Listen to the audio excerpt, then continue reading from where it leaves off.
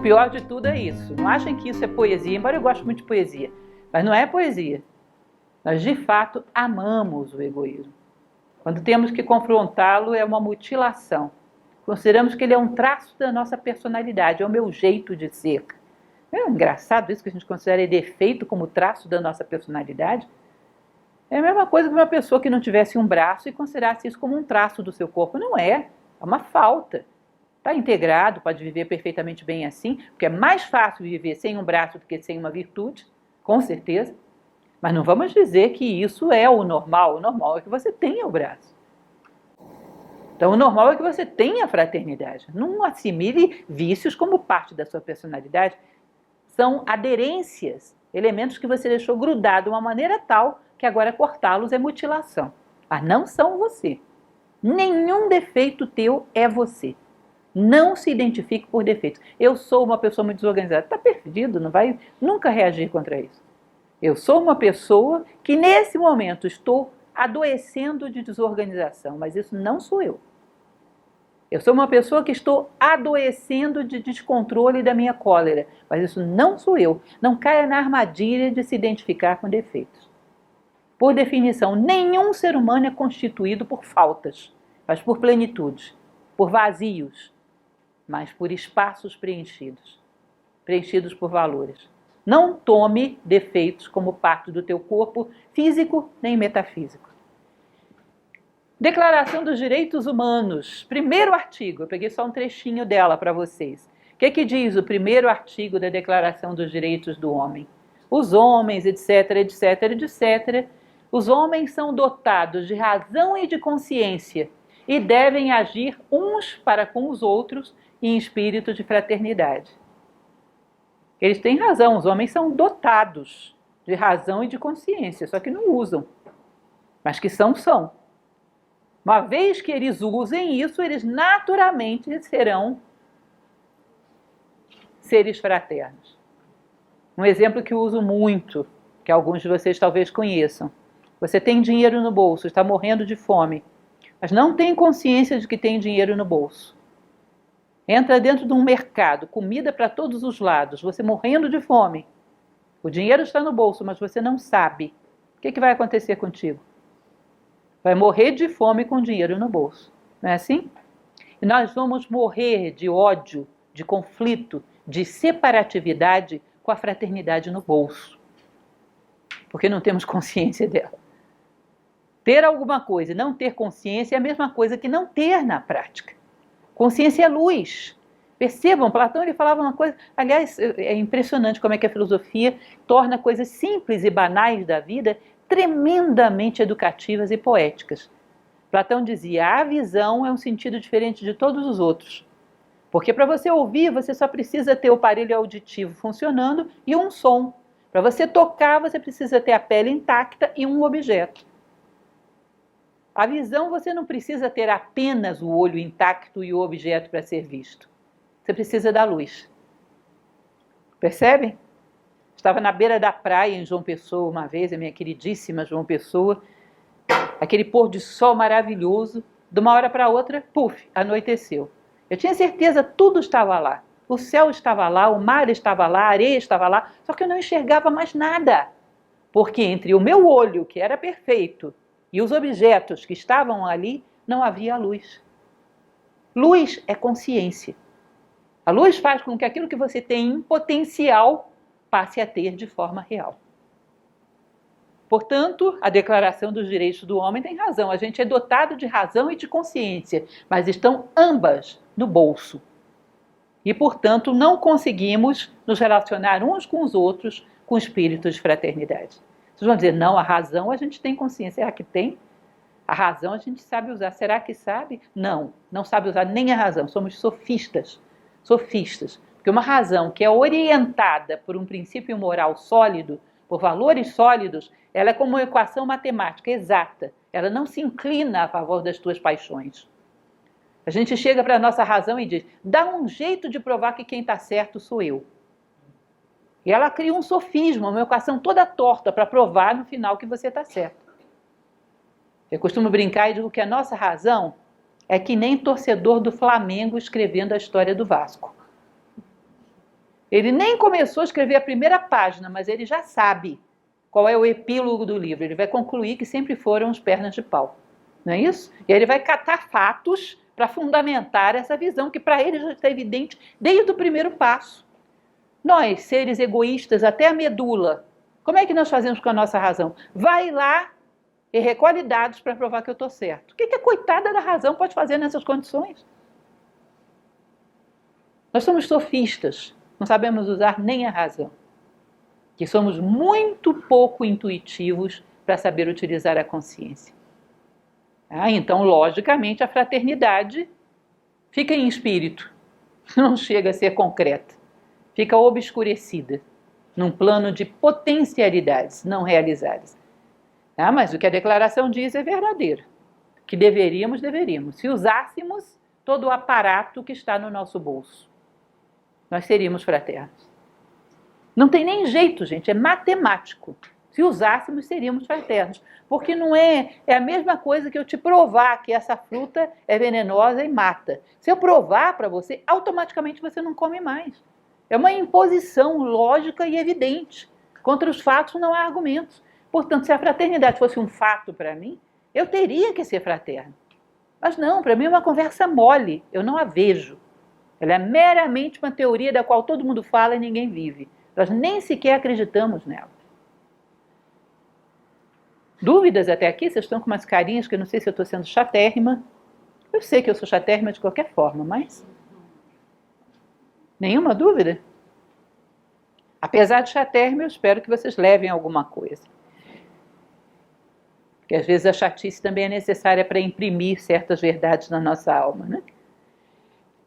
Meta de religiões, estados, ideologias e grupos.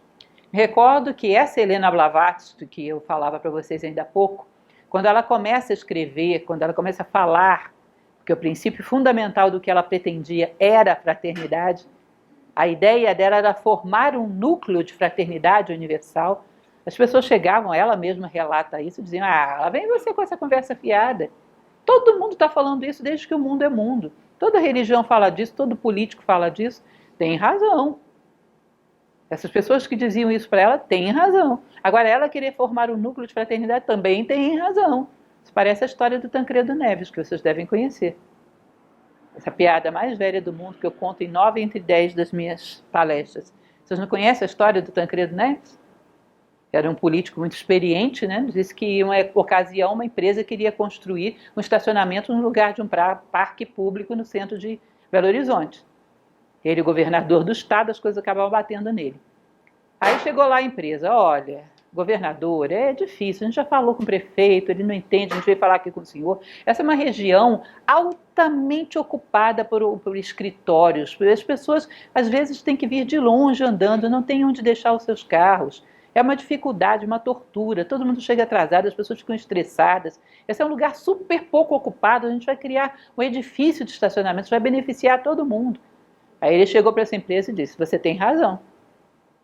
Aí daqui a pouco vem uma comissão das mães e diz, olha, governador, vamos, venhamos. O senhor sabe que essa é uma cidade que virou uma selva de pedra, como toda grande cidade. Não tem onde as crianças brincarem, não tem onde conviver com a natureza. Esse é um dos poucos parques que existe na região metropolitana de Belo Horizonte. As crianças precisam disso.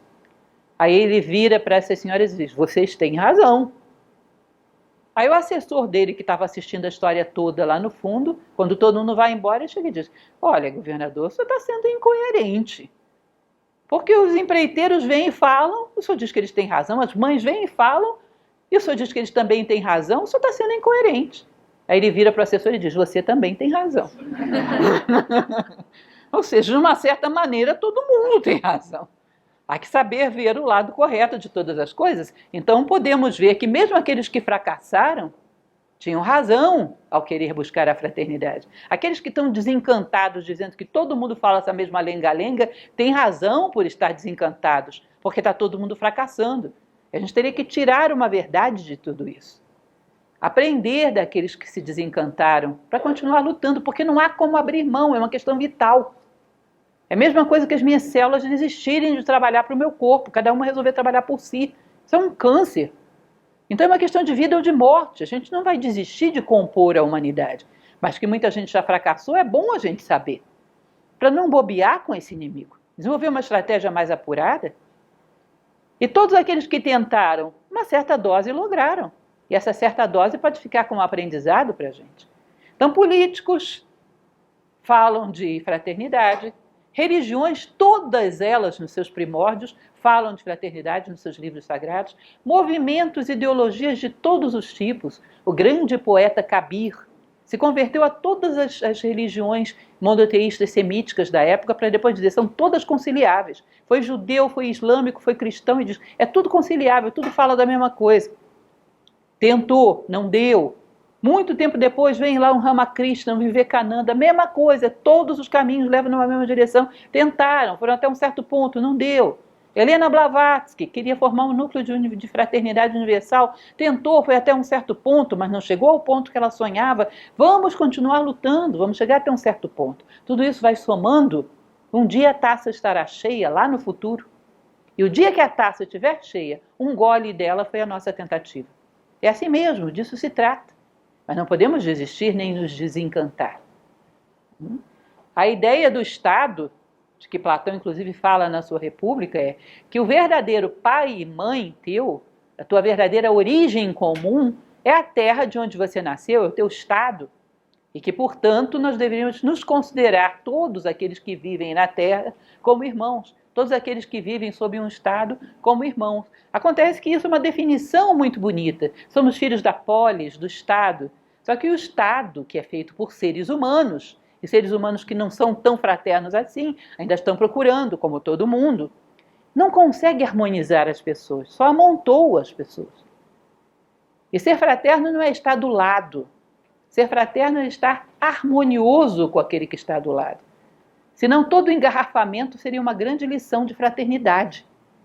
Você está coladinho com todo mundo, mas cada um por si, louco para dar uma fechada no outro para ele sair da frente, não é isso? Fraternidade não é amontoado, fraternidade é composição, é harmonia. Fraternidade é harmonia. E o que é harmonia? Eu posso dizer, por exemplo, que essa sala de aula da filial Asa Sul tem um belo quadro, que está ali o quadro que me parece que é Cupido e Afrodite, parece, pelo menos não sei se é Cupido e Psique. É Eros e Psique esse quadro? Ou é Cupido e Afrodite? Eros e Psique, né? Tá bom, um belo quadro. Mas eu não poderia dizer que essa sala é harmoniosa.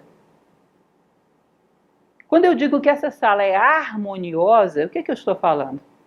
Que esse quadro é um bom e belo quadro, essa cadeira é uma cadeira confortável e resistente, ou seja, boa como cadeira, o quadro bom como quadro, a luz boa como luz, o ar-condicionado bom como ar-condicionado, o microfone agora, né, pessoal da Zasul, é bom como microfone. Vocês não sabem dessa história, mas tem um histórico por trás disso. Ou seja, todas as coisas que estão aqui são boas naquilo que lhe corresponde. Tem uma identidade boa. Fazem aquilo que lhes corresponde, cumprem com o seu papel dentro dessa sala. E, portanto, a combinação de coisas que cada uma cumpre com o seu papel é a harmonia. Aí eu vou pegar uma outra briga com vocês, para dizer para vocês que a harmonia não tem nada a ver com igualdade. Igualdade é massificação. A harmonia se produz quando cada um conhece e respeita aquilo que é e se encaixa com outras coisas. De tal maneira que isso aqui não é simplesmente uma sala onde tem um quadro.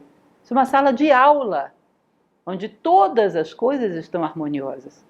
A cadeira, o quadro, o projetor, o ar-condicionado, a luz, tudo está harmonioso, fazendo aquilo que lhe corresponde. Portanto, esse ambiente é harmonioso porque todas as coisas sabem o que são e cumprem o seu papel. Que aí elas se combinam e produzem uma unidade. Não é só o quadro que você vê. Não é só o ar-condicionado. Você vê um todo que serve bem para uma função, que é sala de aula. Ou seja, a harmonia tem a ver com autoconhecimento, com identidade, composição de seres que sabem o que são, cumprem o seu papel e juntos fazem algo maior. Já pararam para imaginar quanto tempo a natureza deve ter brigado para que as nossas células, que são unidades inteligentes e autônomas, trabalhassem juntas para compor um corpo? Um corpo é um ser harmonioso. Tem muitos seres lá que todo mundo sabe o que é e cumpre o seu papel. E juntos produzem um ser maior do que eles. Aquilo que o quadro não faria sozinho, junto com parede, com cadeiras, faz. É um ambiente propício para transmitirmos o ensinamento. É uma sala de aula. Aquilo que uma célula não faria sozinha, junto com as demais células do corpo, ela faz. Ela compõe um Requiem. Ela esculpe uma Pietà. Ela pinta uma Mona Lisa.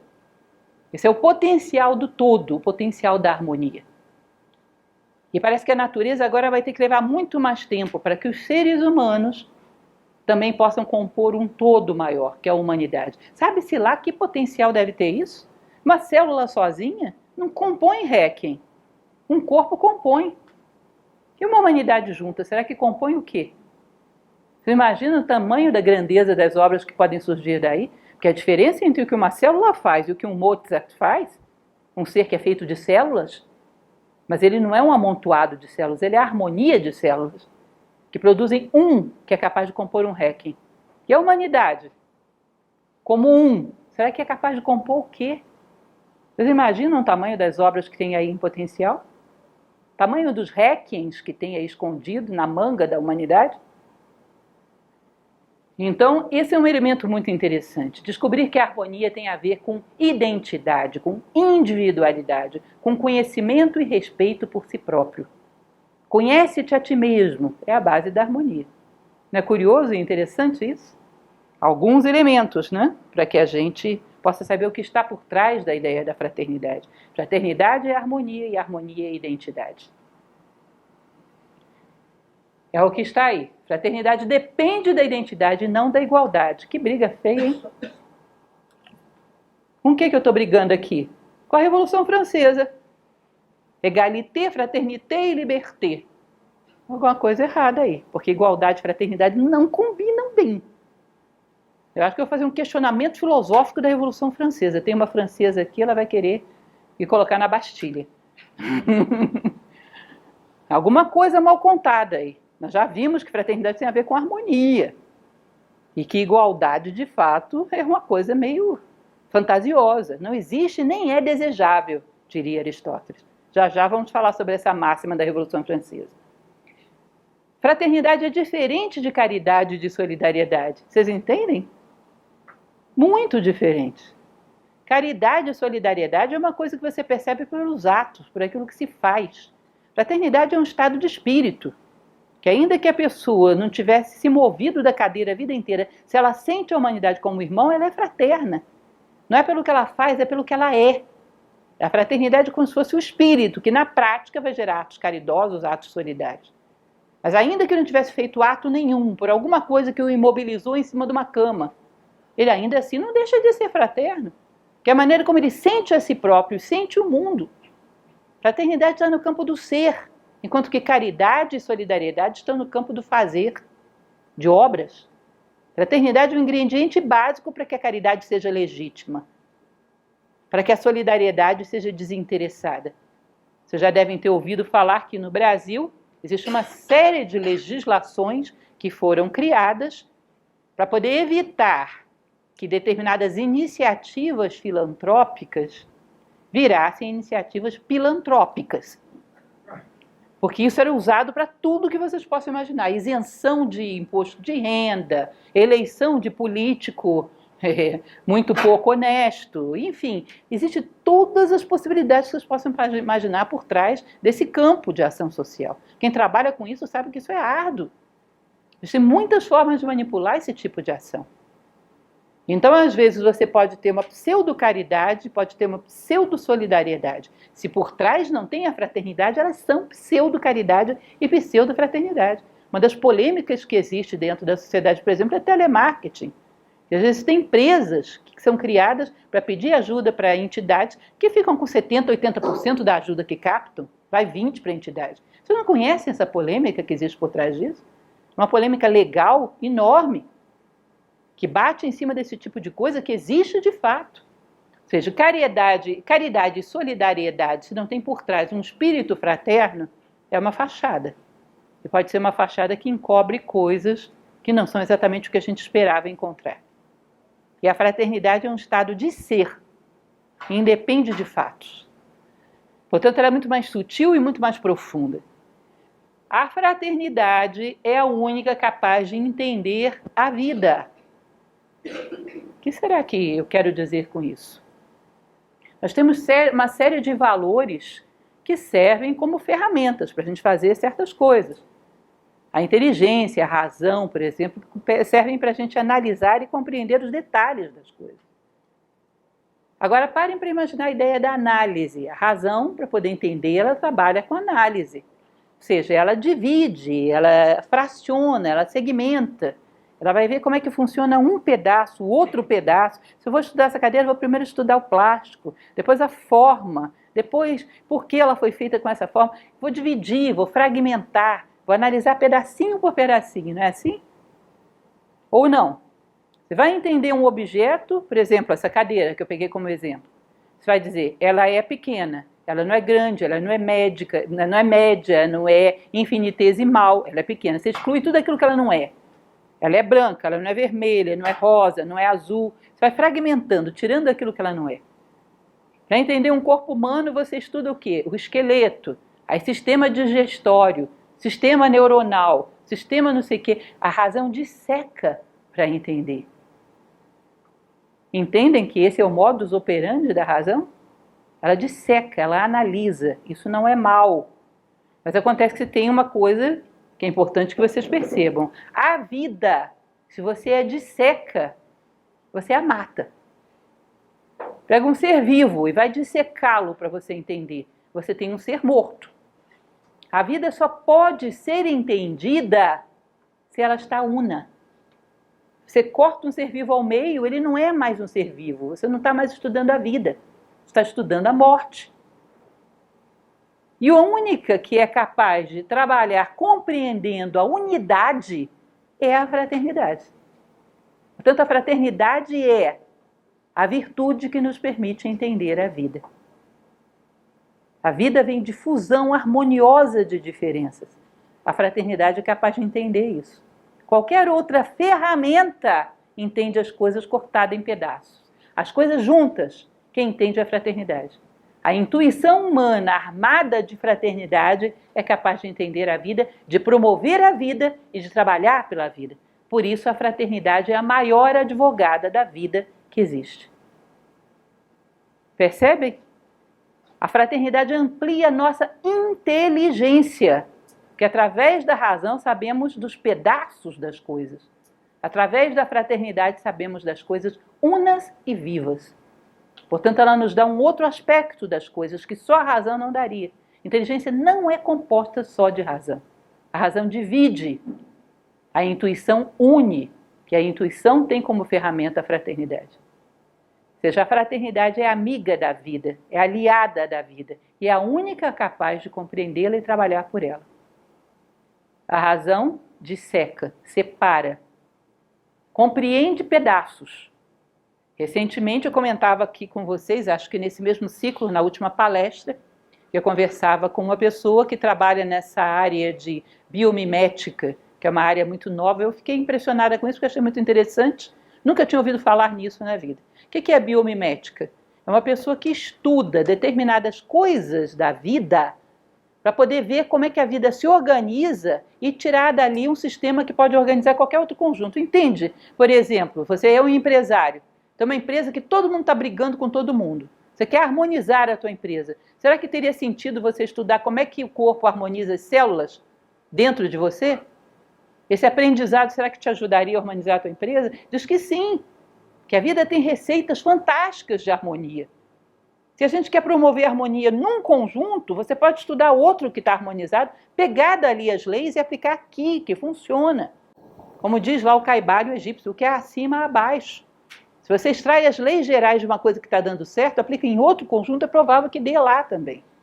E essa pessoa me dizia uma coisa em particular que me impressionou bastante, que ele dizia que se você pegar a Amazônia, cortar todas as árvores, vender a madeira, você lucra menos com isso do que se você entrasse na Amazônia, deixasse ela intacta e aprendesse como é que tanta vida diferente consegue se harmonizar e funcionar como uma floresta só. E aplicasse isso na sociedade humana, nas empresas humanas, nas famílias humanas, que está todo mundo brigando com todo mundo.